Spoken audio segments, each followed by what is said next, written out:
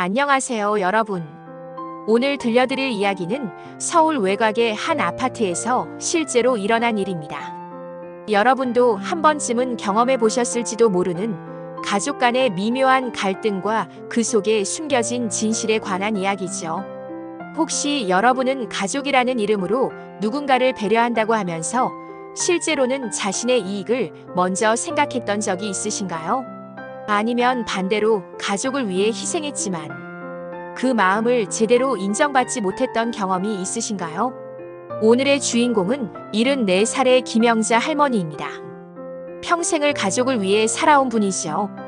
하지만 그녀가 마지막에 꺼내든 한 장의 서류는 모든 것을 바꿔놓았습니다. 서울 외곽의 30년 된 아파트 15층. 이곳에서 김영자 할머니는 올해로 74번째 생일을 맞았습니다. 새벽 5시 30분 알람이 울리기도 전에 자연스럽게 눈을 뜨는 것이 그녀의 일상이었죠. 오늘도 또 시작이구나. 화장실을 다녀온 후 영자 할머니는 조용히 거실로 나왔습니다. 아직 잠들어 있는 가족들을 깨우지 않으려 발걸음도 조심스럽게 움직였죠. 주방에서 물을 끓이며 그녀는 창밖으로 보이는 도시의 새벽 풍경을 바라보았습니다. 민수는 요즘 회사 일이 많다고 하더라. 은영이도 아이 학원비며 뭐며 신경 쓸 일이 많고 나야 뭐 딱히 할 일도 없으니까 집안일이나 하면 되지. 하지만 속마음은 그렇게 단순하지 않았습니다. 남편이 세상을 떠난 지 벌써 3년. 처음에는 외동딸 은영이와 사위 민수 그리고 13살 손주 준호와 함께 사는 것이 외롭지 않아서 좋았습니다. 그런데 언제부터인가 집안의 분위기가 미묘하게 달라지기 시작했어요. 박민수 씨, 42살. IT 회사에서 과장으로 일하는 그는 겉으로 보기에는 효자 사위였습니다. 장모님께 늘 존댓말을 하고 명절에는 용돈도 챙겨드리고 가끔 맛있는 음식도 사다 드렸으니까요. 하지만 최근 6개월 사이 그의 태도에 변화가 생겼습니다. 어머니, 오늘 또 집에만 계셨어요? 퇴근 후 집에 들어오며 던지는 이 한마디. 겉으로는 안부를 묻는 것 같지만 그 속에는 미묘한 불편함이 섞여 있었습니다. 응, 오늘은 날씨도 흐리고 해서 그냥 집에 있었지. 요즘 어머니 연배분들은 다들 활동적으로 사시던데 우리 아파트 단지에도 실버 프로그램이 많잖아요. 한번 나가보시는 게 어떨까요? 말은 걱정하는 것 같았지만 영자 할머니는 느꼈습니다. 집에 계시지 말고 나가 계시라는 뜻이라는 것을요. 사실 민수에게도 나름의 이유가 있었습니다. 코로나19로 집값이 오르면서 주변 아파트들이 하나둘씩 리모델링을 하고 있었거든요. 같은 단지 내에서도 인테리어를 새로 한 집들은 시세가 2억 원 가까이 올랐습니다. 은영아, 우리 집도 좀 손봐야 하지 않을까? 요즘 인테리어 트렌드도 많이 바뀌었고 아이도 크고 있으니까 방 구조를 바꾸면 더 효율적일 것 같은데. 그렇긴 한데 엄마가 계시는데 어떻게 공사를 해? 먼지도 많이 날 테고. 그래서 말인데 어머니께서 잠시 다른 곳에 계시면 어떨까 싶어서. 38살의 은영은 엄마와 남편 사이에서 늘 애매한 위치에 있었습니다. 어릴 때부터 엄마의 헌신을 보며 자란 그녀였지만 결혼 후에는 현실적인 문제들이 더 크게 다가왔어요. 민수 말도 맞긴 해. 집도 낡았고 준호 방도 좀 넓혀줘야 할 것 같은데. 하지만 엄마 앞에서 그런 말을 꺼내기는 쉽지 않았습니다. 아버지가 돌아가신 후 엄마가 얼마나 외로워했는지 그리고 자신들과 함께 살게 된 것을 얼마나 고마워했는지 알고 있었거든요. 그래도 남편의 성화에 못 이겨 결국 은영은 조심스럽게 엄마에게 이야기를 꺼냈습니다. 엄마, 요즘 실버타운 시설이 정말 좋아졌다는 얘기를 많이 듣더라고. 프로그램도 다양하고 같은 또래분들과 어울릴 수도 있고. 영자 할머니는 그 순간 무언가가 가슴을 찌르는 것을 느꼈습니다. 하지만 표정은 담담하게 유지했죠. 아, 그래? 어떤 곳인데? 강남에 새로 생긴 곳인데 정말 호텔 같더라고. 의료시설도 완비되어 있고 문화센터도 있고. 한번 구경이라도 가보실래요? 그날 밤 영자 할머니는 잠을 이루지 못했습니다. 13살 준호는 어른들의 복잡한 속사정을 모르는 순수한 아이였습니다. 어느 날 학교에서 돌아온 준호가 할머니에게 물었어요. 할머니, 우리 집 인테리어 바꾼대요. 누가 그런 얘기를 했니? 아빠가 엄마랑 얘기하는 거 들었는데 할머니가 다른 데 가시면 우리 집을 예쁘게 꾸민다고 했어요. 할머니, 어디 가시는 거예요? 아이의 순진한 질문이 영자 할머니의 마음에 더 큰 상처를 주었습니다.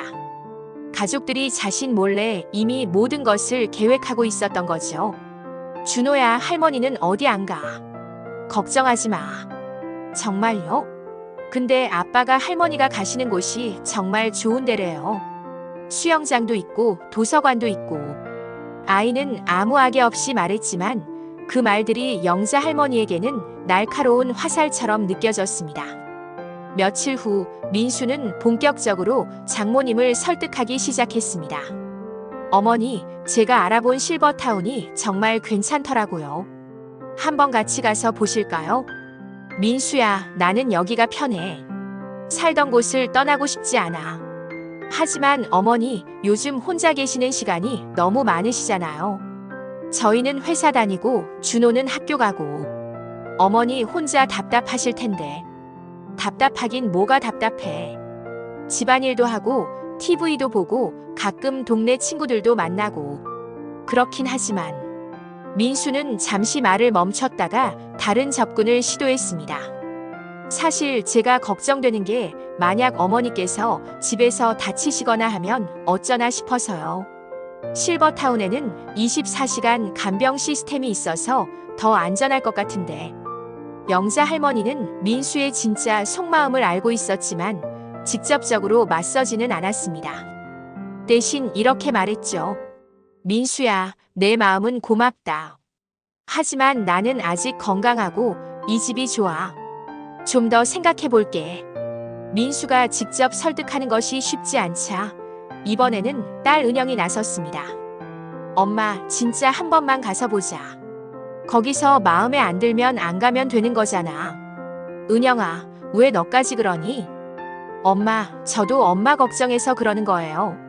요즘 엄마 표정이 좀 우울해 보이시거든요. 집에만 계시지 말고 새로운 환경에서 새로운 사람들도 만나시고. 은영의 말에는 진심이 섞여 있었습니다. 실제로 엄마가 아버지 돌아가신 후 많이 우울해하는 것을 봤거든요. 하지만 동시에 남편의 요구도 무시할 수 없었습니다. 그리고 솔직히 말하면 집도 좀 고쳐야 할 것 같아요. 준호도 크고 있는데 방이 좀 좁고 부엌도 너무 오래됐고. 그럼 나 있는 상태로는 안 되는 거냐?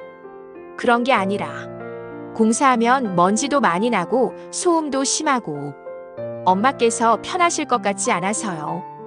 영자 할머니는 딸의 말을 들으며 복잡한 심경이었습니다. 딸이 자신을 걱정하는 마음도 이해했지만 그 뒤에 숨겨진 다른 의도도 느껴졌거든요. 가족들의 설득이 계속되면서 영자 할머니는 점점 더 외로움을 느끼기 시작했습니다. 평생을 가족을 위해 살았는데 이제는 가족에게 짐이 되고 있다는 생각이 들었어요.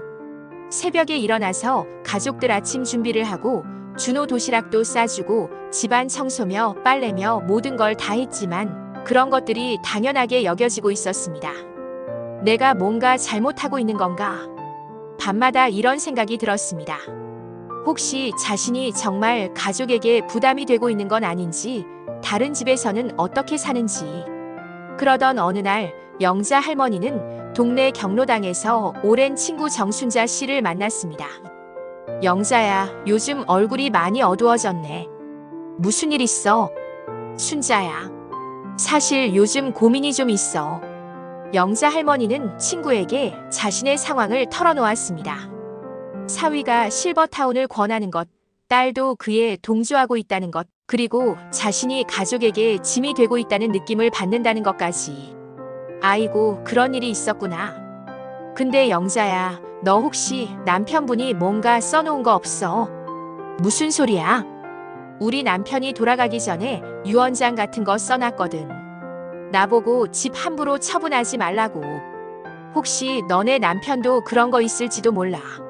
순자의 말에 영자 할머니는 갑자기 무언가가 떠올랐습니다. 남편이 생전에 법무사 사무실에 다녀온 적이 있었는데 그때 뭔가 서류를 작성했었거든요. 아, 맞다. 그 서류.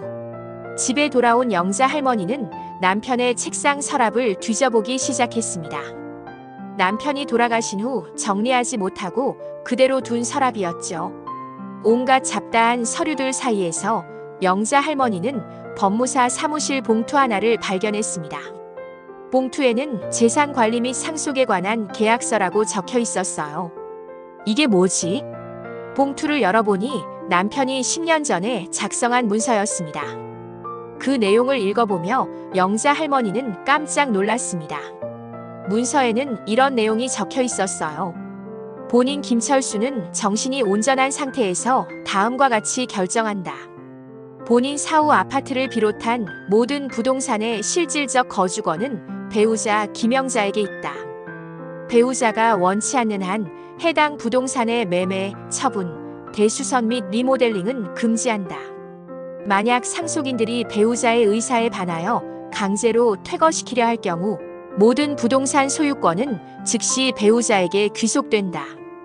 그리고 맨 아래에는 법무사의 직인과 함께 공증까지 받아둔 상태였습니다. 영자 할머니는 그 순간 남편의 마지막 배려를 깨달았습니다. 자신이 죽은 후에도 아내가 편안하게 살 수 있도록 미리 법적 장치를 마련해둔 것이었어요. 여보, 고마워. 이런 것까지 생각해줬구나. 며칠 후 민수는 가족 회의를 제안했습니다. 어머니, 저희가 알아본 실버타운 자료를 가져왔습니다. 한번 같이 보실까요? 거실 테이블 위에 화려한 브로슈어들이 펼쳐졌습니다. 프리미엄 실버 레지던스, 고급 시니어 빌라 같은 이름들이 적힌 팜플릿들이었죠. 여기 보세요. 개인실은 20평이고 간병 서비스도 24시간 제공되고 식사도 한식 셰프가 직접 만들고 정말 좋지 않나요? 준호도 옆에서 거들었습니다. 할머니, 여기 수영장도 있고 헬스장도 있어요. 완전 좋은 것 같은데. 은영도 마지못해 동조했습니다. 엄마, 정말 시설이 좋네요. 여기서 지내시면 외롭지도 않을 것 같고. 하지만 영자 할머니는 조용히 듣고만 있었습니다. 그러다가 갑자기 입을 열었어요. 민수야, 이 집 리모델링 하는데 얼마나 들어? 그게 대략 5천만 원 정도 들 것 같습니다. 그럼 리모델링 하고 나면 집값이 얼마나 올라? 민수는 잠시 당황했습니다. 그런 건 중요한 게 아니라 얼마나 올라? 아마 1억 5천만 원에서 2억 원 정도 오를 것 같습니다. 영자 할머니는 고개를 끄덕였습니다. 그래, 그럼 차익이 꽤 되겠네. 그때 은영이 급하게 끼어들었습니다. 엄마, 그런 게 아니라 정말 엄마를 위해서. 은영아, 그만해. 영자 할머니가 조용하지만 단호하게 말했습니다. 영자 할머니는 자리에서 일어나 안방으로 갔습니다. 그리고 잠시 후 낡은 봉투를 들고 나왔어요. 너희가 나를 이 집에서 내보내려고 한다면 이걸 먼저 읽어봐라. 가족들은 영문을 모르며 봉투를 받았습니다. 민수가 서류를 꺼내어 읽기 시작했는데 점점 얼굴이 하얗게 변해갔어요. 이게 뭡니까? 너희 장인어른이 10년 전에 공증까지 받아서 작성해 놓은 계약서야. 은영도 서류를 들여다보며 당황했습니다. 엄마, 이게 언제? 너희 아버지가 미리 다 생각해 놨더라고. 혹시라도 내가 집에서 쫓겨날 일이 있을까봐. 영자 할머니는 계속해서 말했습니다. 내가 원하지 않는 한 이 집은 절대 팔거나 고칠 수 없어. 그리고 만약 나를 강제로 내보내려고 하면 이 집은 완전히 내 것이 된다고 되어 있지. 민수의 얼굴은 완전히 하얗게 질렸습니다. 그제야 자신이 얼마나 큰 실수를 할 뻔했는지 깨달았거든요. 어머니, 저희가 잘못 생각했습니다. 서류를 본 후 가족들은 모두 조용해졌습니다. 그때 영자 할머니가 다시 입을 열었어요. 민수야, 은영아. 내가 이 서류를 꺼낸 건 너희를 위협하려는 게 아니야. 그럼 내가 정말 하고 싶었던 말은 이거야. 나는 아직 죽지 않았어. 그리고 이 집에서 계속 살고 싶어. 영자 할머니의 목소리에는 지금까지 숨겨왔던 서운함과 아픔이 담겨 있었습니다. 너희가 실버타운이 좋다고 할 때마다 나는 마음이 아팠어. 내가 짐이 되니까 다른 곳으로 가라는 말로 들렸거든. 은영의 눈에서 눈물이 흘렀습니다. 엄마, 미안해요. 미안하다고 할 일이 아니야. 다만 앞으로는 나도 이 가족의 일원이라는 걸 인정해줬으면 좋겠어. 민수도 고개를 숙였습니다. 어머니, 정말 죄송합니다. 저 때문에 어머니가 상처받으셨군요. 민수야, 집값 오르는 것도 중요하지. 하지만 그보다 더 중요한 건 가족이 서로 존중하는 마음이야. 그날의 대화를 계기로 김씨 가족의 일상은 조금씩 달라지기 시작했습니다. 민수는 주말마다 장모님과 함께 시간을 보내기로 했습니다. 처음에는 어색했지만 점점 진심으로 소통하게 되었어요. 어머니, 오늘은 어디 가고 싶으세요? 민수야, 그냥 동네 공원이라도 같이 걸을까? 좋죠. 그런데 어머니, 그동안 제가 정말 배려가 부족했던 것 같아요. 과거 일은 이제 됐어. 앞으로만 잘하면 돼. 산책을 하며 민수는 장모님께 자신의 솔직한 심정을 털어놓았습니다. 회사에서 받는 스트레스, 경제적 부담감, 그리고 미래에 대한 불안감까지. 어머니도 젊었을 때 그런 고민 많이 하셨죠? 그럼 너희 아버지랑 결혼했을 때도 돈 때문에 고생 많이 했지. 하지만 중요한 건 가족이 함께 버텨나가는 거야. 딸 은영과의 관계도 새롭게 정립되었습니다. 은영은 엄마의 마음을 이해하지 못했던 것에 대해 진심으로 사과했어요. 엄마, 그동안 제가 너무 현실적인 것만 생각하고 엄마 마음을 헤아리지 못했어요. 은영아, 내가 현실적으로 생각하는 것도 맞아. 다만 그 현실 속에서도 사람의 마음을 놓치면 안 되는 거지. 모녀는 함께 요리를 하고 집안일을 나누어 하며 예전보다 더 많은 대화를 나누게 되었습니다. 엄마, 준호 교육 문제로 고민이 많아요. 어떤 고민인데? 아이가 공부는 잘하는데 친구들과 어울리는 걸 어려워해요. 그럼 준호랑 할머니가 같이 시간을 보내면 어떨까? 할머니가 사람들과 어울리는 법도 가르쳐주고. 영자 할머니의 조언을 통해 은영은 육아에 대한 새로운 관점을 얻게 되었습니다. 13살 준호는 할머니가 계속 집에 있게 된 것을 진심으로 기뻐했습니다. 할머니, 정말 안 가시는 거죠? 응, 준호야. 할머니가 어디 가겠어. 여기가 우리 집인데. 준호는 할머니와 함께 보내는 시간이 늘어나면서 학교에서 있었던 일들을 더 자세히 이야기하게 되었어요. 할머니, 오늘 학교에서 수학 시험을 봤는데 너무 어려웠어요. 그래? 어떤 문제가 어려웠는데? 분수 계산이요. 통분하는 게 헷갈려요. 영자 할머니는 옛날 방식으로 분수 계산을 가르쳐 주었습니다. 복잡한 공식 대신 일상적인 예시를 들어가며 설명했죠. 준호야, 피자를 생각해봐. 피자 한 판을 8조각으로 자르면 한 조각이 8분의 1이지. 그럼 3조각을 먹으면 8분의 3이요. 맞아. 그럼 이제 케이크도 4조각으로 자르고 그 중에 1조각을 먹었다면 4분의 1이요. 그래, 그럼 피자 8분의 3과 케이크 4분의 1 중에 어느 게 더 클까? 이런 식으로 할머니만의 방법으로 공부를 도와주니 준호는 수학이 훨씬 재미있어졌습니다. 할머니는 어떻게 이렇게 쉽게 가르쳐 주세요? 할머니도 어릴 때는 수학이 어려웠어. 그런데 생활 속에서 자꾸 써보다 보니까 쉬워지더라고.